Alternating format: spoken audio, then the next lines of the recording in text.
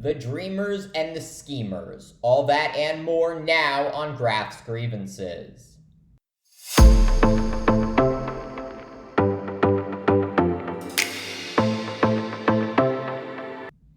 Racist hatred leading to tragedy this past weekend in Jacksonville, Florida. A masked white gunman barging into a Dollar General store Saturday and shooting 3 innocent black people dead. The gunman then turning his swastika emblazoned assault rifle on himself and taking his own life. The 21-year-old leaving behind more than 20 pages of racist writings, according to authorities. Jacksonville Sheriff T.K. Waters saying, quote, "This shooting was racially motivated. The gunman hated black people." The afternoon slaughter now being investigated by the Justice Department as a hate crime and an act of racially motivated violent extremism. According to the FBI, there has been a sharp uptick in hate crimes directed at black Americans and other racial groups in recent years. Just last year, a white teenager entranced by white supremacist ideology, killing 10 people and injuring 3 more after he opened fire at a supermarket in a largely black neighborhood in Buffalo, New York.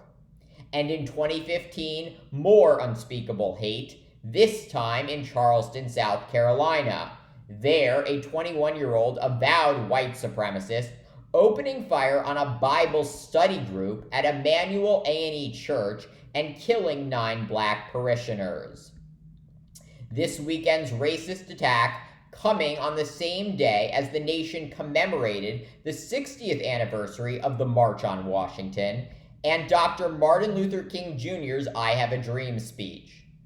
Thousands gathering on the National Mall Sunday to remind America of its unfinished work on equality. This fight, sadly ever more relevant today, as the Republican Party has dedicated itself to rolling back hard-fought minority rights. The GOP being aided in their effort by the United States Supreme Court, stacked with their radical appointees. In 2013, the High Court gutting key parts of the Voting Rights Act and allowing states with a history of discrimination to change their election laws without federal approval.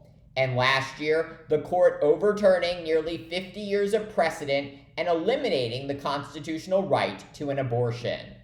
And just this summer, the Supreme Court ruling that race-based admissions programs used by colleges to increase diversity are unlawful.